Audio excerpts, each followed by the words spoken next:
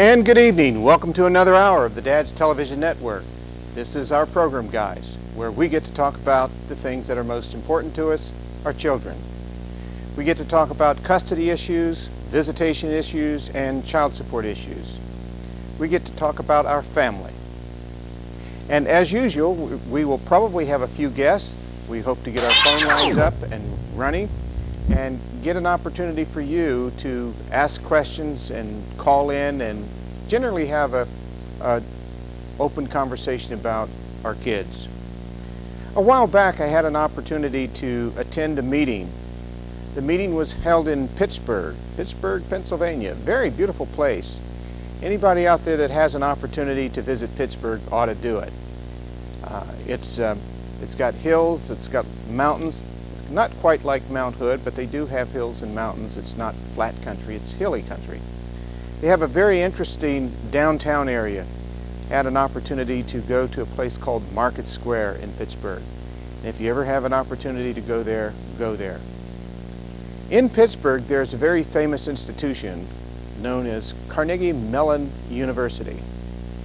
At our meeting, we had a guest. The guest was Dr. Peter Stearns. He's written material on fathers, fatherhood, the history, the evolution of fathers, and how they run their family in the United States or in America as it grew.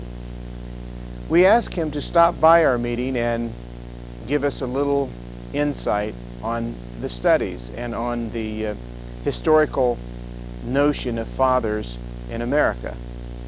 Now, I don't have the book with me. The book is sort of an academic type book. You're not going to find it at your commercial bookstores like Borders or Dalton's or even at Powell's bookstore. You won't find it there. It's not that kind of a book. It's an academic type of book. I've taken some excerpts from that and put it on our website. So if you want to read the information about fathers and the historical perspective on fathers, you might check out the DADS website. That's www.dadsusa.com. And then there is a place for you to point and click on this particular piece by Dr. Stearns, Dr. Peter Stearns. Again, it concerns itself with the historical perspective on fathers in America. That is, what fathers were defined as in the early days of this country and how that has evolved throughout the history of this country over the last 200 years plus.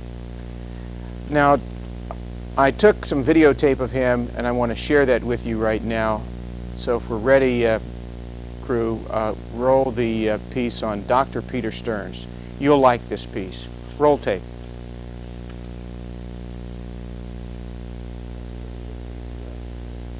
The office at Carnegie Mellon with some frequency, and of course this was literally when she was a few weeks old, and of course I'd have to bottle feed her in there. One day I was bottle feeding her, and this student who was in one of my classes, a woman, came in and looked at me and said, "Gee, it's nice to see a man doing that." And she paused and said, "But you're not doing it right." Okay, which is sort of my my personal microcosm of some of these issues. All right, first thing I should note is that there aren't a lot of works on the history of fatherhood, but there are several, and I'm not prime author of any of the more detailed works.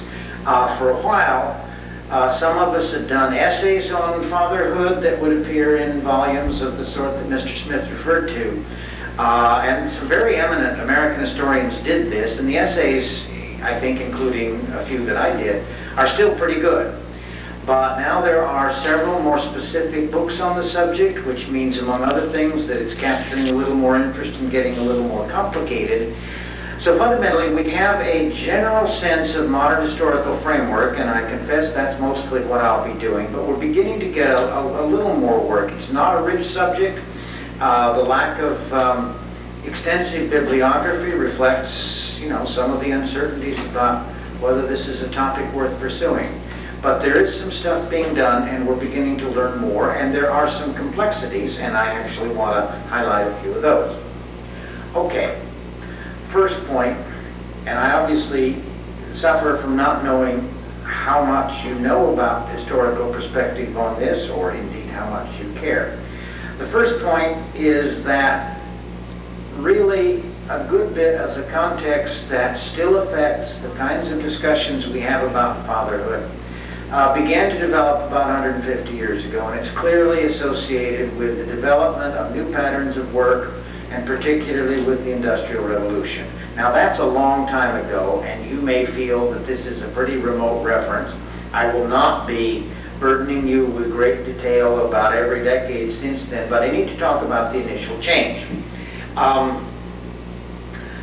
Colonial fathers, that is, characteristic fathers before the early to mid-19th century, were in many respects viewed themselves as prime parents.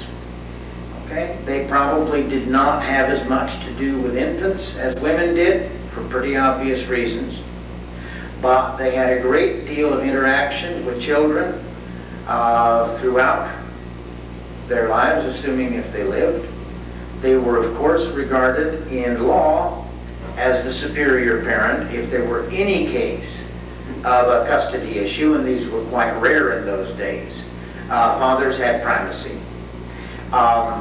They were certainly, and this is perfectly predictable, they were viewed as the trainers of boys into men, often spent a lot of time working alongside their sons.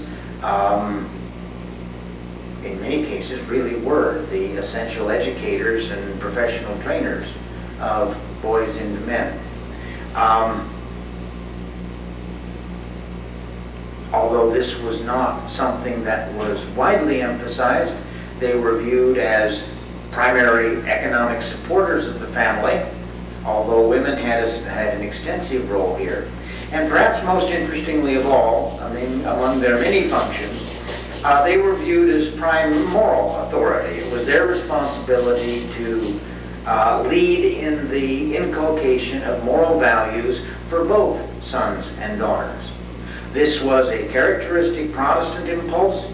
It does not necessarily go back forever, but in the characteristic Protestant family, men were responsible for the moral well-being of their family. They were responsible for getting them to church. They were the Bible readers. They were more often literate than women. Okay? And this was actually the aspect of fatherhood that was most emphasized.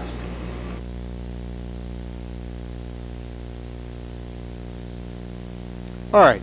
Dr. Peter Stearns, again, with the Carnegie Mellon University, is a professor with a lot of following, a lot of clout. And throughout the country now, we are rediscovering the values of fathers. In Washington, D.C., for instance, a congresswoman from the state of Connecticut, I believe her name is Nancy Johnson, has authored a bill that will have $140 million in it for fathers and some of the projects across the country. I would suggest that those of you who are interested in that kind of material, you may want to call or write to the Congresswoman Nancy Johnson from Connecticut and ask about the bill that actually right now does not have a bill number, but it does have a title. It's called the Fatherhood Counts Bill. Fatherhood Counts Bill. Now, there will be $140 million in it for various kinds of projects. I believe the federal government is now waking up to the needs and the values, the necessity of having fathers close in with their children. Well, we've been raising a fuss about that for years, and maybe the word is finally getting out. Not only have there been guys like me raising a fuss like this, but we also have learned people like this Dr. Peter Stearns from prestigious universities like Carnegie Mellon talking about fathers and fatherhood. So there's kind of a reawakening and a discovery that fathers do have a place in society, and I hope, and I'm sure you hope, that we put our money where our mouth is. That is, we start funding crisis lines for these guys. We start having shelters for these guys. We start listening to their stories, because many of them have stories to tell you that if you were to listen, I'm sure you would find very interesting. As you know, the media covers a lot of these stories, but it seems like the general media gives us basically a bad rap, where we're termed deadbeat dad or some other negative term, and we are blamed for all of the abuse in the country, and that's not true. So there are programs like this one that will try to steer you clear of that false impression that the media gives to you about what fathers are all about. Fathers are good people to have around. Every kid should have their father, and they should have their father right with them. We're going to spend this hour, hopefully we'll get our phone lines up. I need to look to the control room and the crew to find out what line we have this hour, so that you can call in with your questions. And as soon as, maybe they'll flash that number on the screen so that you'll know what number to call in on. I've got some guys here. We're going to try to get them during this hour to tell their story. Fathers who are actually going through the procedure of domestic relations. These guys are either going through divorce or dealing with the issues of visitation or child support. And perhaps you can learn from them firsthand what you need to know. And if we get those phone lines up, maybe you can ask them a question. And I'm looking to see if we got those phone lines functioning yet. And as soon as they are, we'll tell you to call in. In the meantime,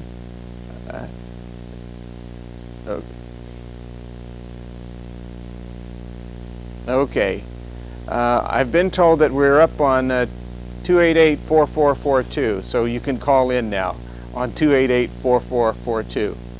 And perhaps you might flash that on the screen for them so they can see what number to use to call in. Again, the call-in number for this hour is 288-4442. Now, we've put out a lot of information over the years. This program has been on for about 9 years or so.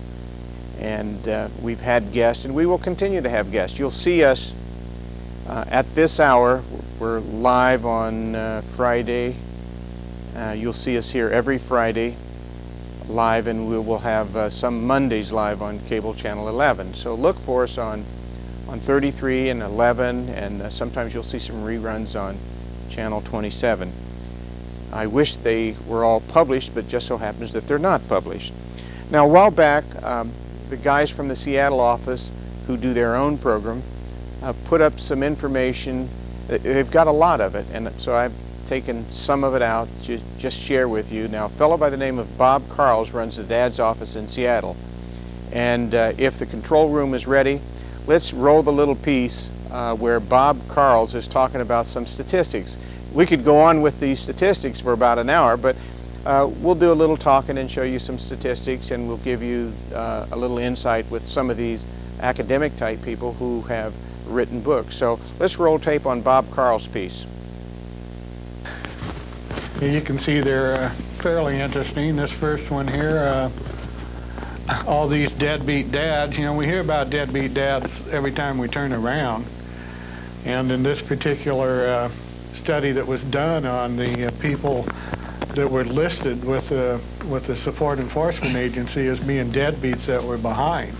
This is one of the facts that was found. 51% of these fathers didn't even earn the poverty level, the federal poverty level for income.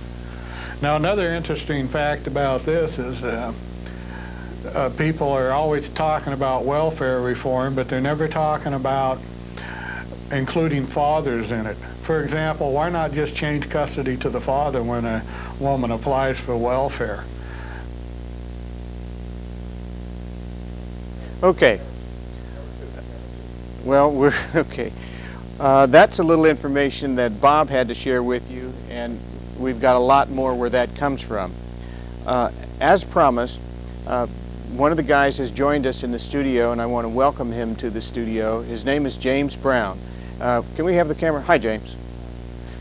You're currently going through divorce right now, is that right? Okay. This is your first divorce. And hopefully the only one.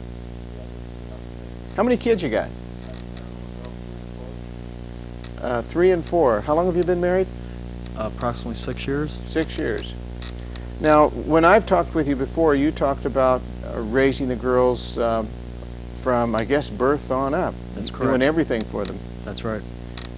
What have you learned about, and probably not what you wanted to learn, but what have you learned about the domestic relations system and the court system? What can you tell a father that might be going through it? That it's probably the most one-sided fight, not in favor of the father, Okay. that I've ever been involved in.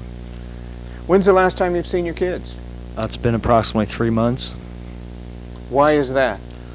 Because my wife decided that she would just take him and hide him out from me. Isn't there a law against that? Supposedly possession's 9/10 of the law is what I'm finding out. Okay. And now we're going to probably have you talk more about this, but initially, is there anything that I haven't asked or that you would like to say to the general public about domestic relations and what you found as a father going through domestic relations in Multnomah County? Well, being the primary care provider and nurturing parent of these 2 girls, I found out that it doesn't seem to have that much of a bearing on who has custody at this point. Okay. Have you been ordered to pay child support by chance? No, it's going to be in the dissolution. I see. All right. Maybe you can think of a question that you have. If you do think of a question you want to call in, I'm told that the number will not appear on the screen. We've got a technical structure that will not allow that, so you'll have to remember. The number is 288-4442. 288-4442. If you have a question for me, or if you have a question for our guest, James Brown. This is an opportunity for those of you who are involved in the system to perhaps learn something. Hopefully, we can share some bit of information with you. Again, 288-4442. Is that correct? Okay, all right. Couple of things you should know, you guys out there. 1, do not call the Office of Support Enforcement, whether it's the DA's office or the state office under the Attorney General. Do not call them and ask about your visitation. Do not call them and complain about being denied visitation. It does no good. Their job is to collect your money. Repeat, their job is to collect your money, the child support. Their job is not to deal with the issues of denial of visitation or if she should happen to move out and go somewhere else. That is not their job. So please don't call them with that question. That's about the dumbest move that you can make. You're going to get a recording in the first place. They don't have time to fool with you in the second place, and they are not interested in your denial of visitation. Please do not call the DA's office for that purpose. It's a waste of time, a waste of taxpayers' dollars and your energy. So stay away from them on that issue. There are some other things that you need to know, and I perhaps should bring up some food for thought. That is, quite frequently, custody is made to the mother in an administrative process. And some of you might say, well, what's that? What's an administrative process? That's when she goes down and signs up for welfare. Yeah, just signs up for welfare. Now, I've always had a problem with that, and I'd like to put this point out there again, and I would like to have you guys get involved, everybody get involved, not just the guys, but everybody get involved with the legislative process here. Because that particular event has done more to damage families than any other event in this country. When the woman goes to the welfare office to sign up, they ask her 3 basic questions. The first one is, who is the father? The second question is, where does the father work? And the third question is, well, how much does the father make or earn per month? With those 3 questions answered to the satisfaction of the welfare clerk, they make an administrative decision that mother has custody of the children and that father should pay child support. Now, please bear in mind that there is not a divorce in this particular process that I just shared with you. There's no divorce. Please bear in mind that no judge has made a decision. Please bear in mind that all of this is on your tax dollars because they're using state and federal tax dollars for these welfare offices and for all these funds. Now, when a woman does that, she's offered some goodies. She's offered, of course, food stamps, monthly food stamps. She's offered a monthly check. That's 2 items. And some young women seem to think that's great. Not all women, but some of the young women starting out think that's great. They're also offered Medicaid services by the state. In addition to that, they're offered an opportunity for Section 8 housing. So all they have to do to get those 4 goodies is to walk down to the welfare office and hold their hand out, and it's done. Now, please bear in mind what my problem is with this is it's totally unconstitutional. It's unconstitutional because no one checks with the father. No one asks the father in that set of circumstances if he would like to have custody of his children. And it looks like the state and that particular welfare office would be using tax dollars to make a decision about the future of that child being with the mother and not the father, denying the father due process and equal treatment under the law. Would it be nice if they took that information and sent the father a letter and said, your woman and your child is down here looking for state assistance. Would you like to come down here and pick up your child, perhaps have custody? If that were done, that would be considered due process. It would also be to the taxpayer's interest because you may save a welfare case. It would be in the child's best interest because you have an opportunity to place the child with a working parent, the father. But we don't do that. We err and violate the Constitution. We run up tax dollars, or we spend a lot of tax dollars, and we don't have the best interest of the child at heart. And so I maintain that that whole process has done more to damage families than any other process. And we've been doing it for years and years and years. And now we've reached a point as we enter the 21st century where families that actually stay together and try to work things out are on the decline, big time. And that's one of the major problems. Then we continue to fund the programs that seem to want to put this together and make it work. And there's no amount of money, there's no amount of patchwork programs that can make this work. The end result is a destruction of families. The end result also, not only the destruction of families, but children who are raised that actually make their way eventually to prisons and jails, children who are raised disturbed, children without a family nucleus, children without moral values, and the whole system just explodes from there on. I'm telling you this to motivate you to get involved with your legislators, to ask if they know the name of the father before they place a mother and a child on welfare. Why not ask this guy? Okay. Now, with all that, I understand we have a call or two on the line, so we're going to take a call or two, and we have another guest that will probably get involved and tell his story too. So let's take the first call. Hello there, caller. Hello? And I can't hear a thing. If the control room has got a call there, they're going to have to turn the volume up. They need to check on the volume there. In the meantime, I'll tell you what we'll do. We've got some additional footage that I want to roll while they work on the volume on the phone call. Hello? Okay, go ahead. Hello, can you hear me? Yeah, I can. Oh, okay. I just want to mention to you, Victor, that I did see the number on the screen, and I do have a kind of a comment or kind of a question here.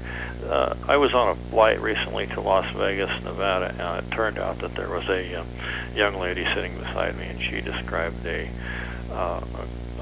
case which may be typical for second families, where her current husband, was paying child support to the first family, but to his first wife, who supposedly had legal custody of the kids, but he had physical custody of the kids.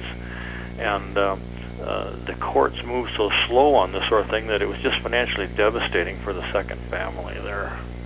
And could you, do you have any ideas on how to kind of expedite the process, or any way to alleviate the process, so that they have some compensation later, or sort of like is there any way that they can, this second family of the children, which really has the physical custody, doesn't have to pay, or at least gets paid back some money from this terrible financial burden? Let me thank you very much for the call. Thank you. Getting all kind of signals in here. That particular question comes up from time to time, where family number 2 is left to sort of starve at the feet of family number 1. And so far this country doesn't have a solution for that, and that continues to be the case. As far as I know, there's no solution. If someone out there is watching and they have a solution that should be considered to be in place, offer that solution. I suppose, like you, I could come up with an idea, and I wouldn't want to offer my idea in any other way other than as being considered, that after people part, in my opinion, they should be able to take care of themselves. If they can't take care of themselves, then they ought to reconsider parting. But we don't have a system that does that right now. We have a system that seems to want to make everything, pull it back to father's responsibility, put it all on his back. The whole system rides on father's back, even though we are berated. Do you realize that the welfare system could not exist if fathers weren't paying something into it, not only through tax dollars, but through their child support? It would literally collapse. But yet and still we have the media blaming fathers for this stuff. The tax system that exists wouldn't be worth a darn if fathers weren't paying into that in addition. And some guys have considered and called the whole child support system a type of slavery. It's a new style slavery. They can't regulate at all what they put into the system. In fact, the state does that. And in some cases, the state asks these guys to pay more money than they actually earn. Now this comes about when some of these guys get behind due to strikes or due to layoffs or whatever their personal circumstances are. They get behind, and then they have a double payment, the regular support plus the arrearage amount. And then there may be interest on top of that. So many of these guys feel a real burden here. And wouldn't you know, there's no state agency that they can go to and talk with. In the piece that I ran a little earlier, where Bob, out of the Seattle office, was talking about fathers and their income, there ought to be a law where if there is a father who is making not necessarily minimum wage, but living at poverty level or lower, and the poverty level figure is published every year. The office of the Social Security office will publish whatever poverty is, the poverty level. And they seem to have figures for a family size of 1. If you make less than so much money, you're living in poverty. Family size of 2, 3, 4, and 5, and so on. And they have 3 regions too. They have the 48 contiguous states is one region, Alaska is a region, and Hawaii is a region. So they have these poverty level figures that if you're making less than a certain amount of money, and I don't recall what it is right now, and we can put that on the air, but if you're making less, you're living in poverty. Well, there ought to be a law that says that if a guy is living at or below poverty, his child support ought to be temporarily suspended while he's living at poverty level. Why make a guy pay child support when he's living at or below the federal poverty level? Is the purpose to make him pay child support to run him truly in the ground? Is the purpose to make him pay child support when he's living at the poverty level to further enslave him? Well, if that is the purpose, then the job is being done very well. If there's any sort of humanity about the system at all, and guys have raised this question that it seems to be inhumane, maybe we ought to consider guys who live at or below the poverty level, and what can we do about such requirements as child support? Should we suspend it? Should we cut it in half? What should we do about that? I invite your questions and your comments on these things. There are guys who are living at or below the federal poverty level, and they just financially can't make it. But yet and still, they're asked to pay child support. If they don't pay the child support, they're thrown in jail, or their license is taken away from them, whether it's their driver's license or their working license if they're a contractor, something like that. And they want to know what gives with a system like this. And so they've kind of dubbed the thing a slavery system because of the impact on them. Now, none of this means that guys don't love their children. They do love their children. They love them very much. And a lot of guys are real proud to be with their children. What I'd like to do, we have a little time here where we can run a little footage on a father and child. This guy is a father of a young child, a baby girl, and he's very proud of that. So I want you to take a look at it, and I guarantee you that this will touch your heart. Roll tape on the father and child.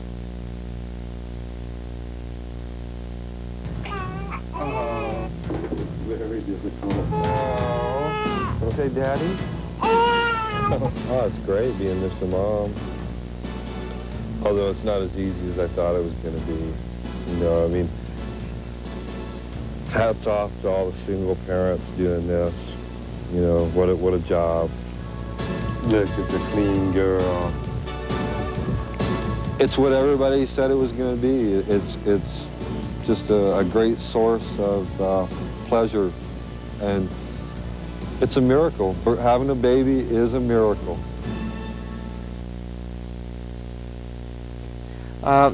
I think that's a great tape to share with you, where there are guys like that in your neighborhood. There are guys like that all over the country who really, truly love to be with their children.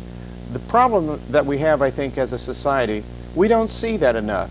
The media doesn't show you that enough. The newspaper, the radios, the TV stations don't show you that tender side of guys. What they show you is the guy who's a buffoon. What they show you is a guy that's trying to beat the system on child support, and they seem to want to play that up quite a bit. What they don't show you is the real side of some of these guys. Now, as I've said, I've promised that we would have another fellow here talking, and have Tim here with us. Tim, why don't you say hello to everybody? Good evening, Victor. Now, you've been divorced for quite some time. About 10 years. Your divorce happened when? Back in 80? About 10 years ago. 89 or so. Yeah, 89 or so. Now, you have an interesting story. I'd like for you to listen to this. His story was, even though he was divorced in 1989, his ex-wife and he had an agreement. The agreement. Well, Tim, why don't you tell us what that agreement was? Well, she decided to remarry Victor, and the husband decided to adopt my daughter. And so, with adoption papers signed, they got a divorce, and she left town. And subsequently, all my parental rights were terminated. So here, just last year, I got papers in the mail from support enforcement wanting to restart my child support. So administrative law judge set my child support at $300 a month. And Now, wait a minute. Wait, suppose I said, wait, Tim. In the meantime, if your child support is set at $300 a month and you didn't know all this was going on, you had no idea, you hadn't seen your daughter for a while. it's about 5-6 years. And so mother pops back into your life and says you owe money. Yeah, they're in North Carolina right now. And wow, that's got to be a shocker. Yeah, no visitation, just pay the $300 a month. They came into town for the court date, and I did get to see her for a couple hours. But other than that, she's gone. I'm trying to get Christmas visitation, but her attorney wrote up the paperwork where it's every other year. And I haven't seen my daughter in over 5-6 years now. Now, one of the things I happen to know, because I've talked with you, is that you were given a child support order that technically you can't handle. No, I'm self-employed. And I provided my profit and loss statements to the judge, and they didn't accept them because my accountant wasn't in the courtroom. And then when you asked for your accountant to show up later on, they didn't want to go through it again, right? Well, it was dismissed. My child support was set at $300 a month and visitation twice a year. And so I'm trying for an appeal right now, and the appeal process is time-consuming. I called support enforcement the other day. They sent me a letter asking me for full payment of my back child support, and so I did call them back, and I tried to explain to them I'm going through the appeal process, and if they could hold off on taking my checking account or whatever they do to get the money. They probably didn't want to hear that. Yeah. And yeah, you got to watch those. Now, after going through what you've been through, what have I not asked, and or what would you like to share with a guy out there that may be going through the system now? What would you tell a guy that's probably an innocent babe in the woods? Well, persistence, and don't give up. That's for sure, because Victor here at DADS is a great inspiration and helps a lot of people. Now, you're doing your own appeal, right? You're taking your Yes. stuff to the Court of Appeals. Yes. And nobody's helping you do that. You're doing that on your own. That is correct. Okay. I'm going to wish you a lot of luck, Thank you. as I wish James Brown a lot of luck also. Right. And those of you out there watching, these are two guys that you can ask questions of. They're going down a path that maybe you haven't been down yet, and you may go down in the future. Or if you have gone down this path, maybe you have some advice. So this is an opportunity to exchange and share information. Tim has been divorced for 10 years, found out that the child he thought was adopted was not adopted out. Mother comes back into town and says, pay up, pay child support, and that's a shocker. He asks to see his kid, and he gets kind of a rough treatment there. He does get a chance to see his kid just prior to court. Yeah, she's 13 now. And I would say that this is a very unusual case. You may want to check with him yourself. Now, James Brown, who was on here just earlier, is going through this for the first time. He has been raising his kids, but yet now he's shunned. He's kind of out in the cold. He hasn't seen his kids for a while. And it's an interesting story that both of them have to tell. Our number here is 288-4442. That's 288-4442 if you want to call in and ask a question or two. We're going to continue going on with the program, and maybe if there's some more to add to these stories, we'll get Tim back up here and Mr. Brown back here and let them add more to what they've had to say. Now, these guys do the best they can in their family life and with their kids. I've seen them work very hard at this. I've seen them become totally confused with what's going on in the legal arena when it comes to the issues of divorce or child support, custody, and visitation. And I think that society needs to provide them with some sort of crisis line, some sort of informational service where it's easy to get a hold of. Right now it's very difficult. These guys are left out in the cold. And I can understand how there are some guys that just simply lose their cool under this kind of pressure. Most of them don't, and that's the miracle of it all. Most of them are tame. Most of them don't lose their cool. My curiosity is, why don't more of them lose their cool and do a lot of social damage? I'm shocked and surprised, pleasantly so, that they are actually civilized after this is all over, because it's enough to drive anyone temporarily nuts. In the meantime, we have women's rights groups that think they have a right to determine life and death on the abortion issue. Guys have nothing to say there. And sometimes I run into fathers. Now, I don't want to be put in one corner of preaching abortion or life, but I can tell you that fathers not being considered on that have some points of view. And one of the problems is that we don't consider these guys when it comes to the abortion issue. I've had guys talk to me who didn't want to be a father, and they cry because they didn't want to be a father, they're not ready, and she says, you're going to be a father. And I have guys on the other side that want to be a father, and she says, you're not going to be a father. She aborts. And so we do have some problems here in our social arena that really need to have a second look, and they need to be addressed. I think we've given too much of the decision-making and the power to one side of this equation, and we need to balance it up. Let's take that phone call that's been waiting. Hello, caller. Welcome to the DADS Television Network.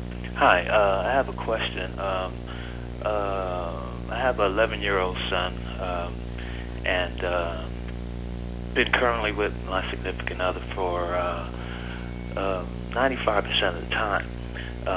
But despite of that, I have a court order, and I'm working 2 jobs and being garnished in both of those jobs. What can you tell me about that? I don't know that I have a solution for that. I hear this every once in a while, and this is something that the public needs to know.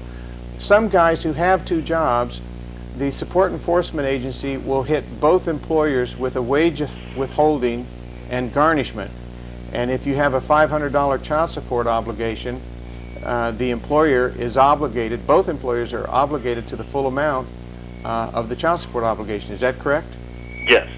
And then guys ask me, and you're not the first, and I don't have a good answer for this, I'm sorry, I've heard this one before, but they ask me, what can you do when Support Enforcement sends out a bill the same size to 2 employers? It appears to me, and maybe you can help me with this, that if they send out a bill the same size to 2 employers, that they will get overpaid, and you will, if you're behind, you will catch up faster, and if you are current, you will go ahead. You'll be ahead of the game, and then they won't want money the next time. Does it work that way? Well, I think my question is, being that me and my significant other have been together and are together, and why am I still being garnished? Oh, okay. I'm sorry, I didn't pick that up. Let me ask a question on that. The significant other, has the significant other been on welfare? Probably during delivery, and that's it. Is the significant other now off of welfare? For years, yes. Has there ever been, is there an arrearage amount that you owe the state of Oregon? There is a arrearage, but I should be current on that. Okay. Here's what you can do, you and your significant other, more your significant other than you. Right. She needs to send a letter to the Office of Support Enforcement with her signature requesting that collection services be terminated. And they will terminate any further collections. You're not obligated to continue paying if she doesn't want the money. And so what Support Enforcement hasn't told either one of you, that if she's not being served by state services in any way, furthermore, if you don't, or if neither one of you owe the state any money for any services, you have a private contract deal. And you're not required, she's not required, to have the state of Oregon provide collection services for a private deal. Okay. Let me give you a contrast here. People who get divorced and the mother never touches public services like welfare, food stamps, Section 8 housing, and Medicaid. Let's say that she's a middle income or upper income wife. Those 2 people are allowed to make private child support arrangements between them. Excellent. And they can, the woman can say, look, I will take it directly from him into my bank account, or she can say, I don't want anything at all, I want 0 from him, and they sign a deal that makes it so. That's called a stipulation. If it's written up and stipulated, what a stipulation is, an agreement, it says right on the top of it, stipulation, and both parties sign it, and you pass it by a judge for a judge to review and the judge to get on it too. That stipulated order will hold water.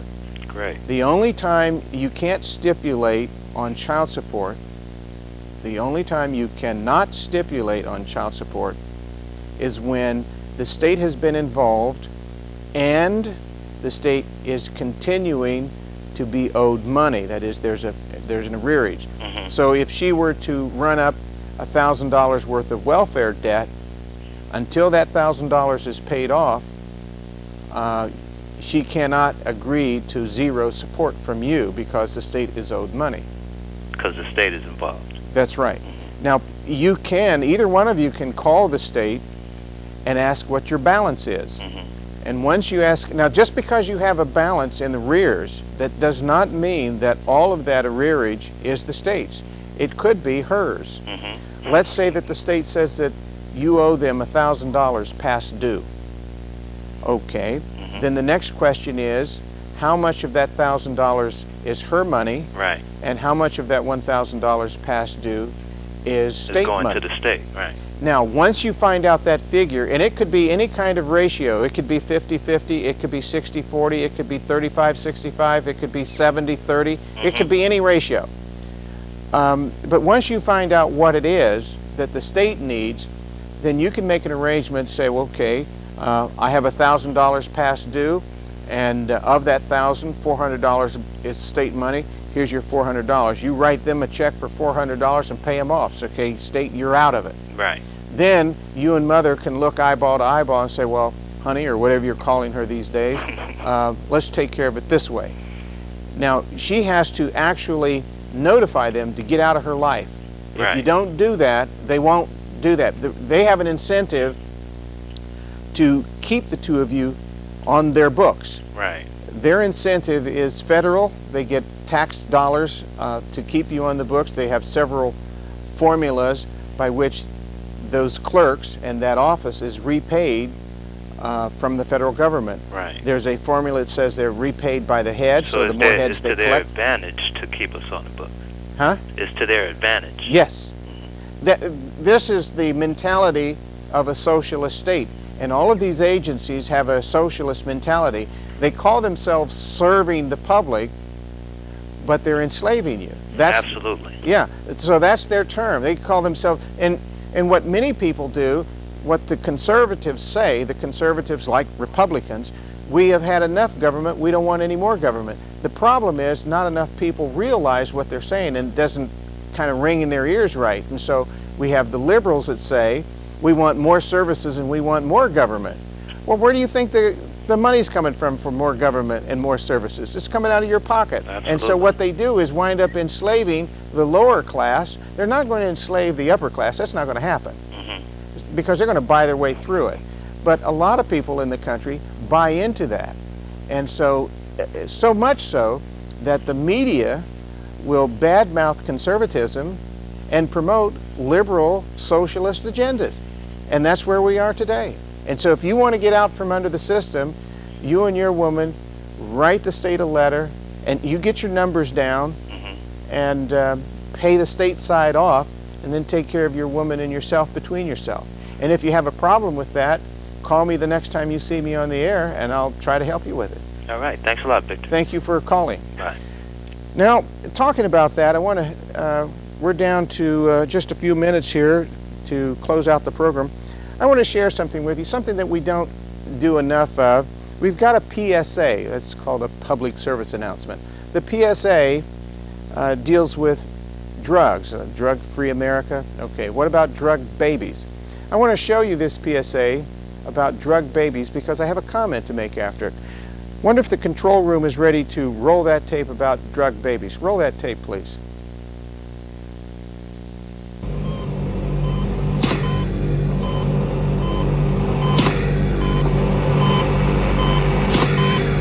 In case you've forgotten why drug education is so important,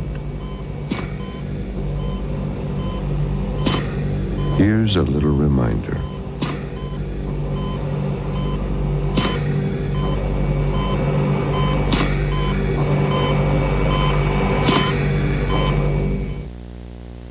Now, the reason for sharing that with you, we have a lot of women in this country that deliver babies just like that. They're about the most irresponsible group, rather, that we can run across. How about a law on the books in the state of Oregon or any other state that says that if you deliver a baby like that, that you should have your children taken away from you, all of them, and you shouldn't have custody of any child because you're a junkie. So have we got enough guts to put that law in the books? Give the father custody of the kids. That's what I think should happen. And women who deliver babies like that, they should be not denied welfare, because all they're doing is using the system for their habits. I'd like to see a graph sometime of the welfare expenditures that we have in this country over a period of years, some kind of graph that shows you year one that goes, and it will probably go up in a curve, and then also the same graph over the same period of years on the drug use in this country. We don't make that comparison. I think that if we did make that comparison, we'd find out where a lot of that welfare money's going. And I still think that women who deliver drug babies should have all of their kids taken from them, and they should either be put out in foster care, or custody should be given to the fathers, or something. I think that we would clear up that drug baby problem real quick. Now, in addition, for those of you who have women in your lives and you want to maybe encourage them to be healthy, we've had these runs, you know, these marathons where women will get out and run because of breast cancer or something like that. Why don't we have women exercise and exercise some of their fat off? Yeah, exercise that fat off. Now, we've got a PSA, so if you got a woman in your life, you want her to be healthy, tell her to watch this. You want to take care of her, you want to keep her in good health, roll the tape on good health.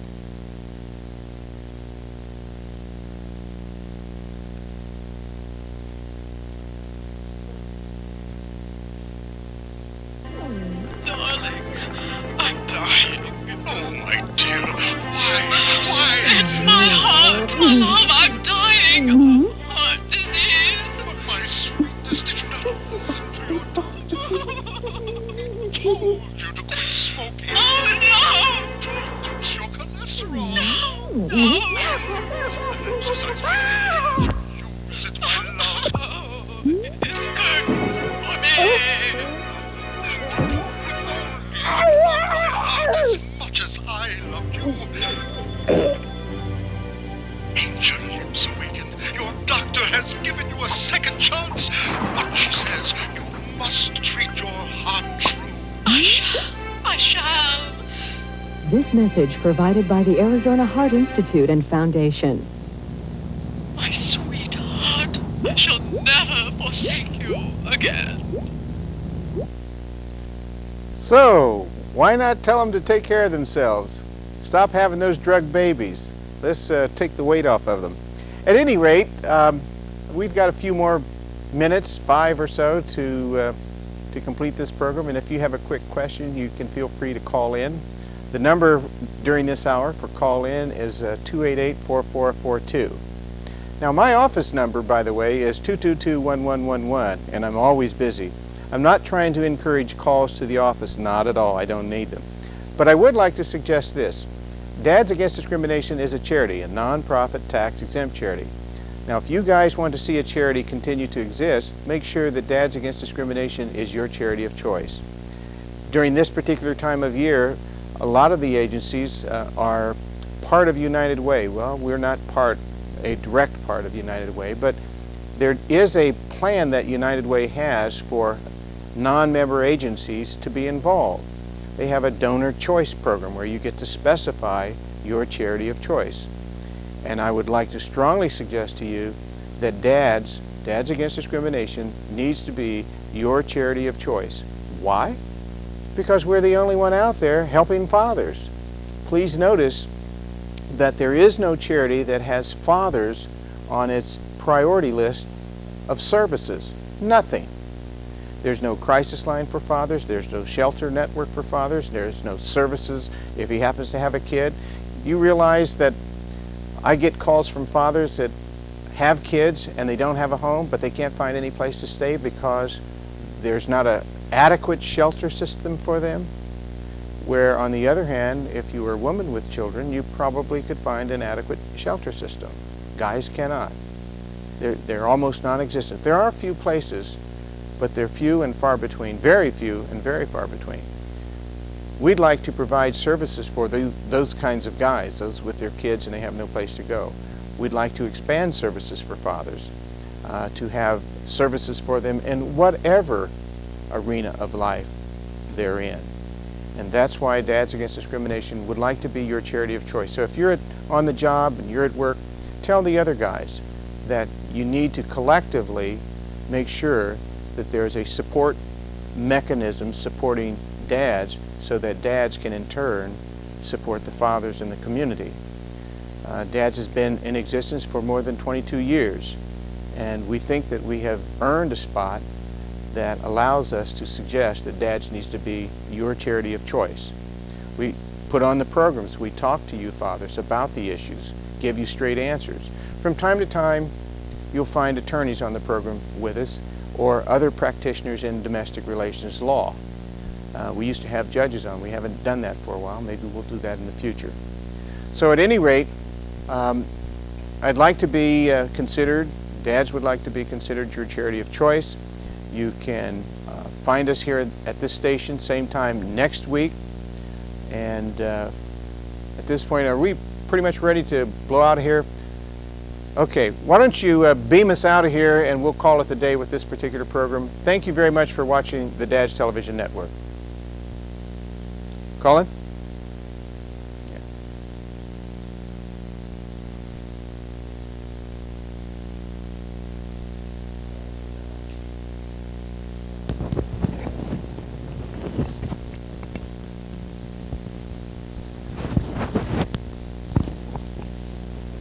Jesus love.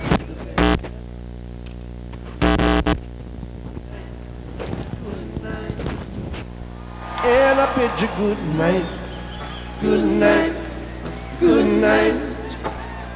Lay down, my dear brothers, lay down and take your rest. I want you to lay your head upon your Savior's breast. I love you, oh, but Jesus loves you the best. And I bid you good night, good night, good night. And I bid you good night, good night. Tell A for the ark, that wonderful. And I bid you good night, good night. I said be for the beast at the ending of the woods. Good night, good night. But he